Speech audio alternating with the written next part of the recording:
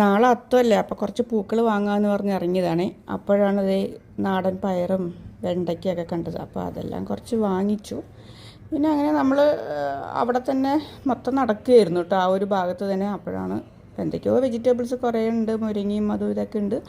അതിൻ്റെ അടുത്ത് തന്നെ കുറച്ച് പൂക്കളും കണ്ടു. കൂടുതലായിട്ടൊന്നും കണ്ടില്ല കേട്ടോ.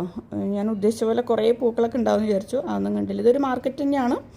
കൂടുതലായിട്ടൊന്നും കിട്ടിയില്ല, കുറച്ചെന്തോ റോസും അങ്ങനെയൊക്കെ ഉണ്ടായിരുന്നുള്ളൂ. പിന്നെ ഉള്ളത് മേടിച്ചു കേട്ടോ. വിനായക ചതുർത്ഥിയൊക്കെ ആയതുകൊണ്ടാണ് തോന്നുന്നു നല്ല വിലയുണ്ട് പൂക്കൾക്കൊക്കെ. കൂടുതലായിട്ട് പൂക്കളും ഇല്ലയെന്ന് അവർ തന്നെ പറയുന്നുണ്ടായിരുന്നു. അങ്ങനെ വരുമ്പോൾ അതേ കനകാമ്പരം കെട്ടിക്കൊണ്ടിരിക്കുന്നു. നമ്മൾ നാട്ടിലൊന്നും കനകാമ്പരം കണ്ടിട്ടേ ഇല്ലല്ലോ. ഇവിടെ തമിഴ്നാടായതുകൊണ്ടായിരിക്കാം, ഇവിടെ ഞാനങ്ങനെ കണ്ടിട്ടില്ല. അതെ, ഇന്നാണ് ശരിക്കും കനകാമ്പരം കണ്ടത്. പക്ഷേ ഞാൻ മേടിച്ചൊന്നുമില്ല. പിന്നെ ഞങ്ങളങ്ങനെ കുറേ നടന്നു. അങ്ങനെ പോകുമ്പോൾ അപ്പുറത്ത് വീണ്ടും കളർഫുള്ളായിട്ടുള്ള കുറേ പൂക്കൾ വെച്ചിരിക്കുന്നു. പിന്നെ അതും കുറച്ച് വാങ്ങിയിട്ടോ. അതെന്ന് പറഞ്ഞാൽ കളർഫുള്ളായിട്ടുള്ളത് വാങ്ങിച്ചില്ല, അവിടുന്ന് ജമന്തി മാത്രം വാങ്ങി.